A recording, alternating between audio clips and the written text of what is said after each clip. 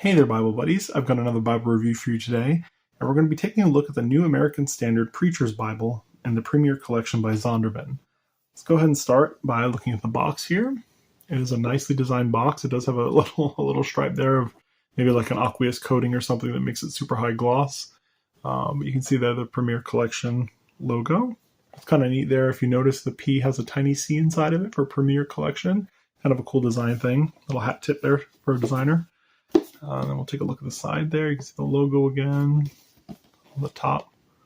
Bloop, bloop, bloop. Right. On the opposite side, kind of the same stuff. On the bottom, more of the same. I'm going to look at the back of the box. I'll go ahead and pause it for you guys here so you can read it if you're interested. There's all the features. In the bottom, we do have the ISBN number and associated information there. And it is a two-piece box. It is very thick. I really wish that like every Bible box ever was this thick. This is like some heavy dutiness. I love it. It's great.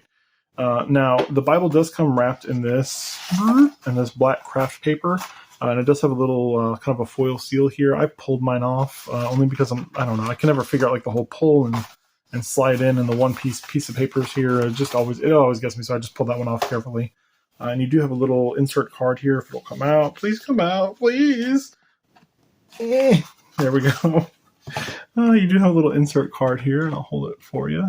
I do really like when companies have this ephemera. I think it's so neat to kind of just hold on to this and many years down the road kind of, I don't know, see what it said about your Bible, you know. So I'll go ahead and put that back together. Great box, excellent box. Good job, Zondervan. Here we have the Bible. So, wonderful, beautiful Bible. Beautiful, beautiful Bible. Now, the price of these has gone down considerably since when it was first introduced. On Amazon, I saw it, I think it was $104. And I have seen these going on the Bible groups, like for sale in the Bible groups on occasion, for like the $80 mark, somewhere around there. Sometimes even cheaper. Sometimes people get pretty generous with these. So just to note, you can get this pretty inexpensively as far as like for a premium Bible. This is a pretty inexpensive option. So we'll take a look here at the grain. It is a wonderful grain, very nice and deep. Not super uniform, but I kind of like that. I like having a little bit of variation in the grain of the leather here. You can see some like real fine grain, and then here it's like a real kind of like a nice, I don't know, chunky grain. Very nicely done. There is a little perimeter stitching, and I'm kind of going out of order here. But you can see the kind of perimeter stitching there on the edge, right? Very nicely done.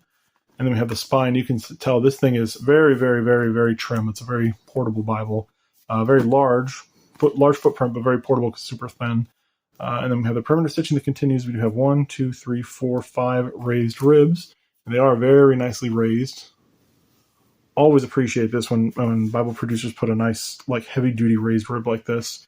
It just, I don't know, it just really gives it like a bump in the quality level. You have Holy Bible imprinted here, and then you have New American Standard and the Zondervan logo there at the bottom.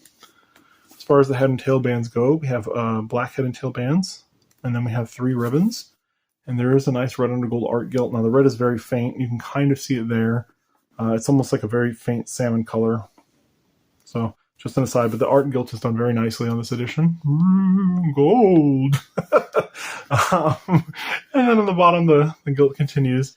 And you can see these nice, lovely, wonderfully long ribbons. Now, these ribbons are double-sided satin, and they are 3/8 inch wide.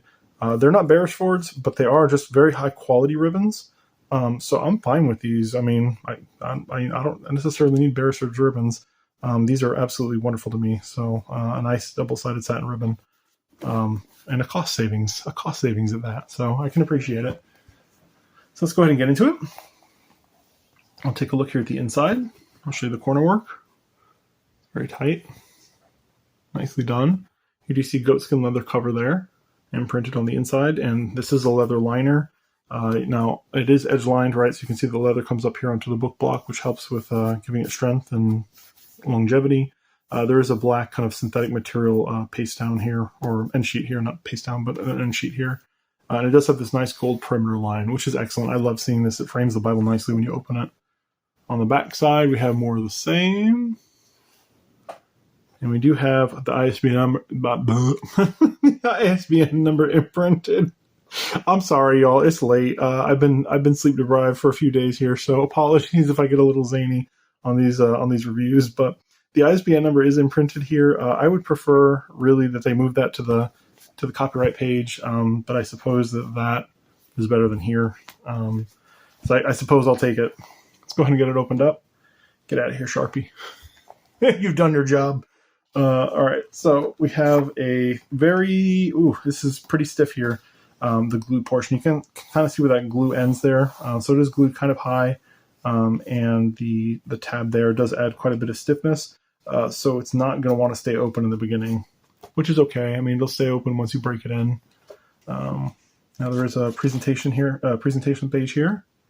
Little Bible verse. I like this. Probably a little bit over designed for my taste, and it's on like a glossy paper, which isn't going to make it the super easiest to write on. You're going to need to use like either a Sharpie or, maybe, I don't know, maybe a Pigment Micron to write on it. I would not recommend trying to do some calligraphy with like a really wet ink because it'll just smear all day, every day. So just an aside. On the flip side of that, we have kind of a continuation of the design. You can see how incredibly stiff this page is. And it is glued kind of high on this first page here. We have your title page there. New American Standard, Zondervan. And then we have your copyright page. Now again, I noticed that there's only one title page here, which is a deviation from the norm. Usually there's 2 title pages, but whatever, cost savings, I guess. I don't know. Go ahead and show you the copyright information there, and I'll pause it for you guys so you guys can pause if you need to or feel like so inclined to read it. And it does look like this is probably the second printing of 2020. And it was produced by AMC. I'm not too sure who AMC is. I've tried to look them up because their quality is very nice. It's a very nice quality Bible that they've done, and I'm always curious. So I'm not too sure who AMC is. If any of you guys know who AMC is, please leave it down below. Like I always ask, I love getting additional information. I know, like if you see RRD, that's R.R. Donnelley and Sons, which is I don't even know if they're a U.S. printer anymore, but I think they're based out of China. They do a lot of prints in China. And that's usually who you see printing these kind of premium Bibles that are printed in China. But this is, I guess, another company, AMC. And you have your table of contents. You have your foreword. Then you have your preface, kind of a shortened version of it. Then you have your principles of the translation. Then an explanation of the general format. Then you have your abbreviations that are used in the footnotes. Then you have the Old Testament title page, and you have Genesis. Very nice layout here. So this uses the nice paper that kind of Zondervan upgraded to recently, and I certainly appreciate it. It is not a white paper. It has an ever so slightly yellow tint to it, very slight, but it's just enough to make a kind of elevate the kind of the look of it. It makes it seem like a nice premium Bible. And we'll go ahead and take a close look here at the text. And I'll let it linger momentarily if you guys are interested in pausing it to see. You can see some of the sparse footnotes down there. I don't believe that this is the full set of footnotes. This is a reduced set of footnotes. So you're going to see them pretty kind of light at the bottom there. Not light in color, just there's not a great deal of them, a great number of them. So this is a double column verse by verse. And the way that they handle the paragraph, let me turn the page here. The way they handle the paragraph divisions is not with Pilcrow markers, but instead they use I'm going to say it, and then now I'm not seeing it. But I think they use, I'm just going to keep my mouth shut. I was going to say I think they use bolded numbers, but I'm not seeing, yes, there we go, sorry. There's one, finally. Talking about Enoch over here. Maybe? Ever so slightly. I don't even know. I'm thinking that they're using bold verse numbers there to indicate where the paragraph starts, but I can't even really tell if that's bolded. So if they are using bold paragraph numbers to indicate like maybe verse 16 there, it's very hard to tell if that's what they're doing. So double column, verse by verse. There are red accents, obviously, as you can tell here. So we have, let's kind of make our rounds, right? So you have the page number here. There's a nice little design detail. I love that whenever they add those little design details, kind of a gray design detail. You have the red page numbers, you have red book numbers, and then the chapter and verse. And this would be the starting chapter and verse, and then the ending chapter and verse here on this side. You do have red verse numbers. And I really do think that they tried to bold these to show you the paragraph start, but man, it's such a weak bold that it's hard to tell. And then you have your little dividing line there in red, it looks like, and then you have your reduced set of footnotes there, red also for the running headers and for the chapter numbers. I love when Bible producers do this with the red. I love red accents. It's nice to just not have like a wall of black text. You kind of break it up like this, and it just makes it a little easier for your eye to kind of process that, hey, like these are smaller chunks. It just makes it a little easier to read. So interesting to note. Let's go ahead and flip through. And we'll get to the poetic section. This is really a wonderful layout. Very nice and clean. I mean, they set out to make a preaching Bible, and I think they succeeded. Nice, easy to read font. The lettering is decent. Let's go ahead and take a look here at the Psalms. I'll pull in so you guys can see the paper. So there is a little bit of show through, but to me, it's not like an unbearable amount. It's not like an extreme amount. It's right about in the kind of the average range, the norm, the middle of the road kind of deal. It's certainly not distracting. If I was reading from this text, I don't know about marking in the paper. I would imagine your marks might show through, certainly more than the text. So that might get distracting. But just to use as something to read from, it looks great. Very well done.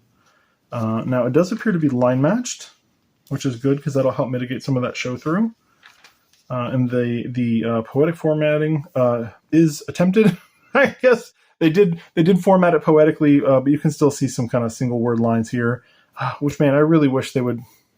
Bible producers, please. Just a slight attempt. I mean, I'm not asking much, right? Let's hear. We'll do one together as a training exercise for you guys. We'll take a look right here, right? So you have the voice of the Lord makes the deer to... Great, I picked a word I can't even pronounce. I don't even know what this word is. I'm sorry, guys. Here, we'll go down here. And in his temple, everything says glory. So for me, I don't know. I might do like, and in his temple, and then like break the line there. Everything says glory, right? On one word. I don't know. That would just be me. I feel like that would just be more pleasing to the eye instead of just having one word down there. I mean, glory is kind of a cool word. So, I mean, I guess I can see it there. But whatever the clave, I don't know what that is. That's a weird word to me. Why do you have that on a line by itself? So, just an aside, my personal thought there. Let's keep going before I lose my mind over a preaching Bible. It's a nice preaching Bible. Don't get me wrong. But here we have the end of Malachi. There you go, with 2 little footnotes. Then we have the New Testament title page, and then we have the Gospel according to Matthew. So, excellent layout. We'll turn to Matthew 5 and 6, and you'll see that it is a black letter text. Obviously the accents are done in red letter, but the biblical text is in black letter, which is fine with me. I prefer red letter text, but I'm not heartbroken if I don't get it. So just a thing. We'll keep turning here, go to the end. So there's the end of Revelation. And we turn the page and we have a little section for the miracles of Jesus. And we have the parables of Jesus. We have perspectives from the Bible. This I love. I always love this because this is just kind of a quick thing. If somebody's struggling with something here, right? Others have sinned against you. Others disagree with you. Things are going well. You wonder about your spiritual gifts. So these are just some little verses that you can reference for these kind of quick topics. I can appreciate this. I like that a lot. And then prayers of the Bible. That's awesome too. And then we have promises from the Bible. And that's it. It looks like there's one little blank sheet here. Kind of half a blank sheet, I guess. Oh, one blank sheet right there. And then you get half of another sheet. And then you have a note regarding the type. And I'll go ahead and show that to you guys. Right there. So if you guys are interested, you can pause and see. And then you have I don't know, it's not really a blank end sheet because it's glued. It's half a blank end sheet, I guess. Glued to the last page there. Yeah, definitely a great preacher's Bible. I don't know about I would maybe say Zondervan bold up your paragraph numbers a little bit more. Maybe just make the numbers larger altogether for the paragraph and the verse. Otherwise, it's an excellent addition. Now, one thing to note is that the way that this works is they made a hardback edition of this, and it was like a Pew Bible, and the pagination is the same on both of these. Now, I don't know if it's like the exact same pagination, but I think if I remember correctly, kind of the starting and the ending word is the same on both, but the spacing and that such might not totally add up. But it's good to have, obviously, so you can read along with your congregation. So this text would match the page number, at least, of the Pew Bible. So if I had one, I would compare it to it, but I don't really collect Pew Bibles. I collect premiums and vintage, certainly. So I don't have one. Apologies. let's measure. Let's measure. Let's get this over with. All right, so this one is, what do we got? 9 7/8 of an inch tall by, I'm just going to kind of measure from the end of the rib there, maybe. It looks like 6 3/4 of an inch wide. And it's very trim. It's a very slim model here. And that comes in at, just over an inch, like an inch and a 1/16. All right, it's a very, very slim edition. Let's take a look at the font size versus Times New Roman. I always got to make sure I say that, because somebody's going to chime in and say, well, that's not the font that it says on the back, and I'm comparing it to a Times New Roman. That's why it doesn't match what the back of the box says. We'll look at the N and Now down here. And it looks like it's a 10-point. Yeah, it's a 10-point uppercase. We'll compare an M. I don't know. Where can I find one? Masons. So go to 10, 10.5, 11. Yeah, it looks to be about an 11-point lowercase. So I'm going to remove the lowercase, and I'll say that it is an 11-point font in comparison to Times New Roman. So definitely a good size font, easy to read. If you're, preaching from it. Not that I'm a preacher, but if you are preaching from it, I would imagine it'd be easy to read at an 11-point. Bible Buddies, I'm not going to do any comparisons because I have another video out there where I compare the NASB 2020 to like this Bible and like 3 other ones, or 2 other ones. I don't know. As many Bibles all compared in one video. So maybe I'll link it here if you want to see some comparisons. Click on that. Otherwise, Bible Buddies, until next time, bye.